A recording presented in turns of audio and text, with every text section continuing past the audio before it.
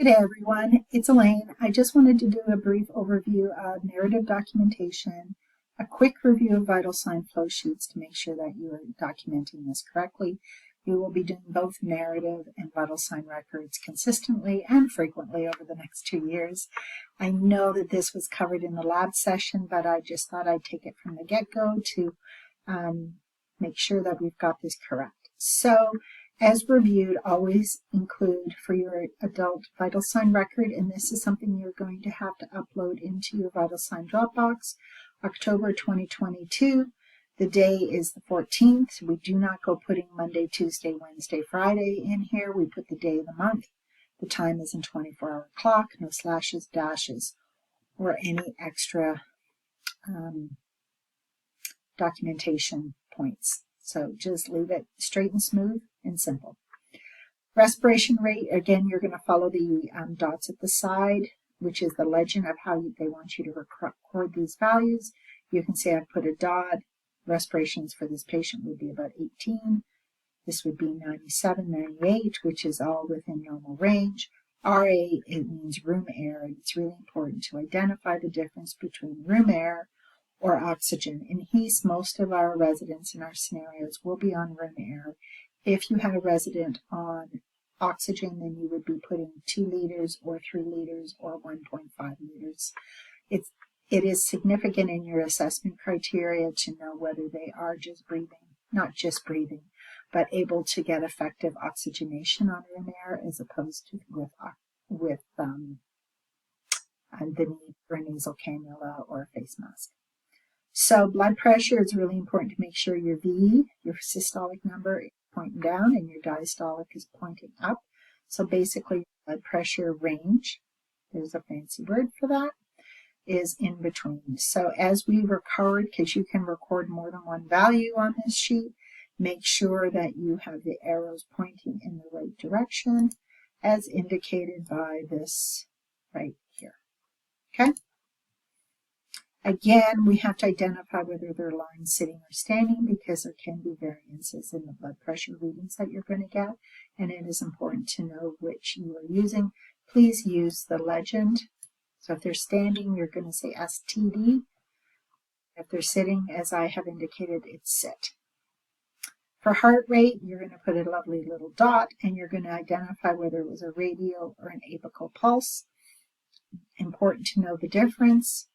And the temperature would be 37.3, and no bowel movement, so I put a line in.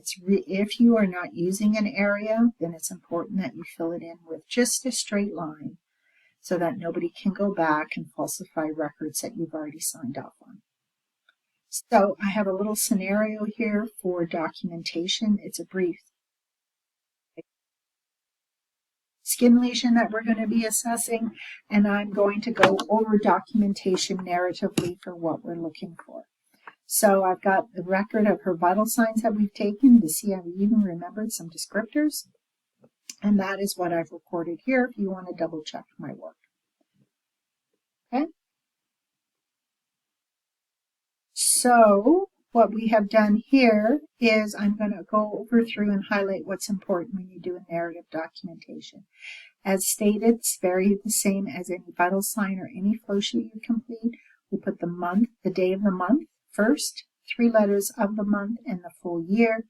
No dashes, dots, slashes, or colons. And the time is actually 24-hour clock.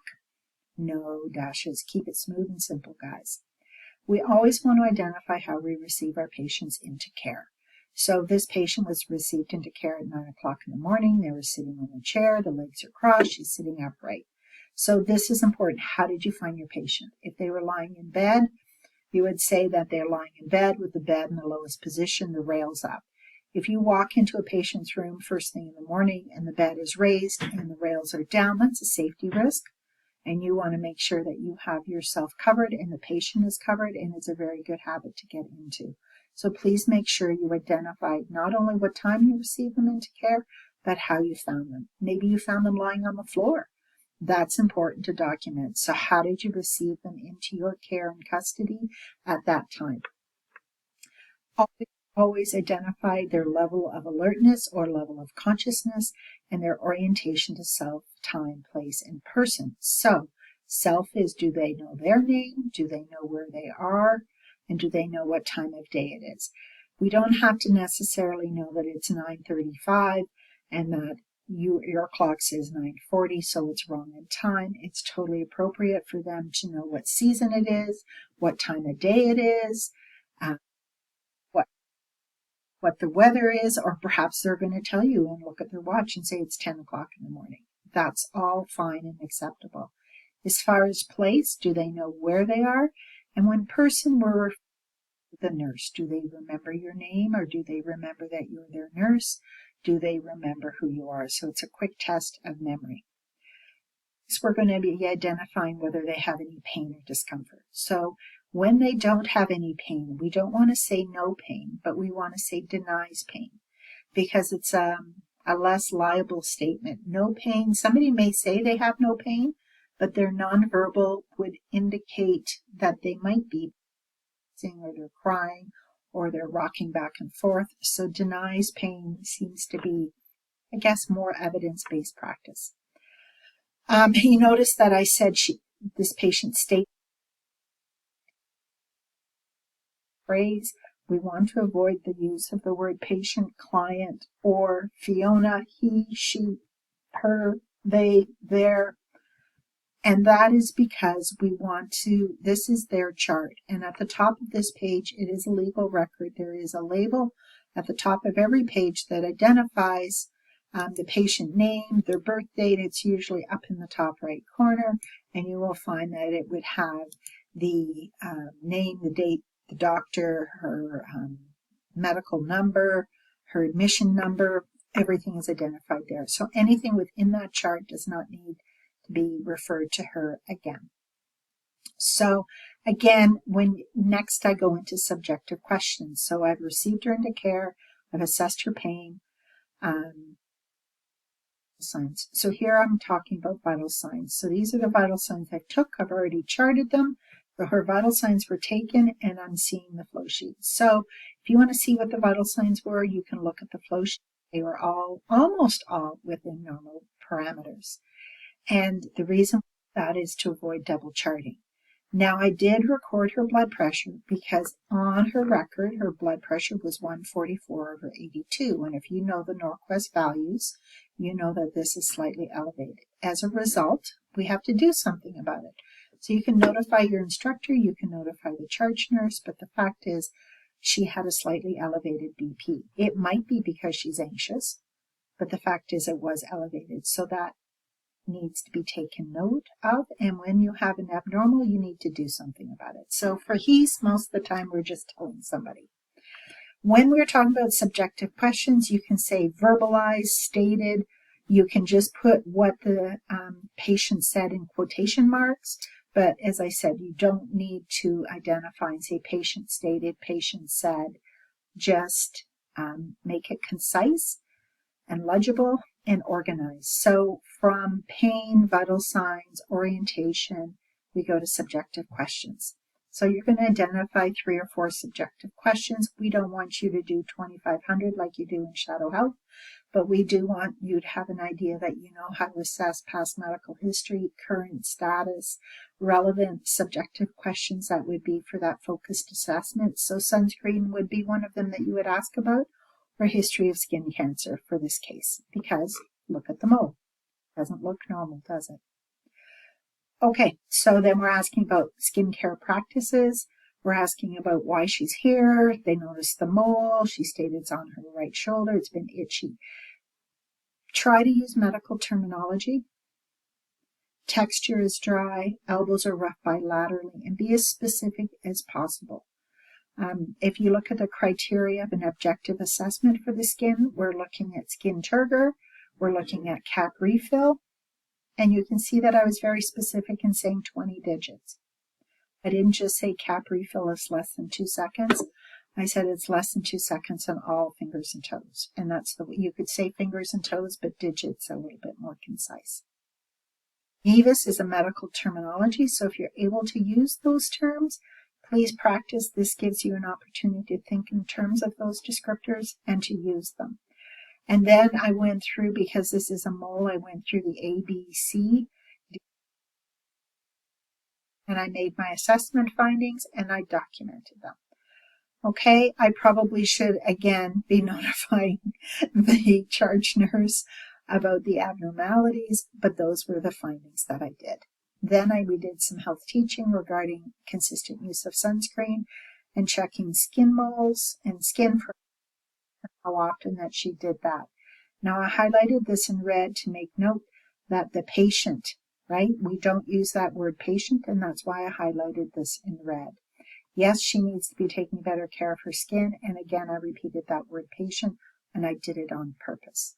So what I want to make sure that you are aware of, we don't leave any blank spaces. So when you have, I'm going to highlight that. So we are going to highlight this to let you know that we don't leave blank spaces, again, because somebody could go back in and document and falsify whatever you have signed off on. When we sign our chart, we always want to make sure we are at the right margin of the page with our first initial, our last name legibly, and we use the letters in SPN because you are now a student practical nurse. Okay, so that is a quick summary of what we're looking for. So to bring it home on your documentation guidelines and in the resources that you have in Unit 1, we talk about documentation do's and don'ts. And I'm hoping that this starts to make more sense for you. So when you are documenting, this is what we want you to do. We want you to put the date and the time in the correct form. You know how to do that now, right? We want you to tell us how you received your patient, and I gave you an example of that in the previous page. We're going to talk about all components of orientation. We're going to talk about all components of pain if they have discomfort. We're going to assess for allergies and reactions. Now, I did not do that. So if you were giving me feedback on my documentation, you would probably note that I didn't ask her what their reaction is to peanuts. And I should have. So me bad. I'm going to get a red mark for that one. So I'm going to highlight and say, Elaine, you need to work on that. Okay? So that is something that I need to work on. I was trying to be as measurable and specific with my descriptors. If you're not, we want to avoid terms like good, normal, and fair, or adequate. That doesn't tell us anything, because what is good and normal to you is not normal to the next person. It may not be normal from a cultural perspective. It may not be normal from an aging perspective. So please do not use generalizations. Try to be as specific as you possibly can. I documented subjective findings, so I was good with that. So tick on that. And I documented her abnormal blood pressure, but I probably should have said what I did about her abnormal findings for her mole assessment. I documented her health teaching. And did I document how she was left? Yes, she was left sitting in her chair in the waiting room. If she was in a hospital bed, she was left in a bed in the lowest position with the rails up ×2 and a call bell in reach. And you would also see if there's anything else you can get her. Be chronological. So start and get yourself into a systematic method, vital signs, pain, subjective questions, and then your objective assessments of inspection, palpation, auscultation. Okay? Do not use abbreviations, so we don't want you to see BID, OD, or even orientation ×3. That's not ideal. We don't know what that means. Write it out. Okay? If you make an error, I'm going to get my pen going here, and I'm going to show you how you correct an error. So if you have an error, what you're going to do is you're going to put a line through the word that you made an error. You're going to initial, write out the word, and I can't write very well, mistaken entry. So that is what we write on top. And I'm not going to write that out because I only have 30 seconds left in this video. I just want you to be aware of that. So that is what we mean by slide. Single line, initial, and then the word mistaken entry. Documentation for continuation of pages, we can put that another time. Please use medical terminology and accurate spelling and black or blue ink.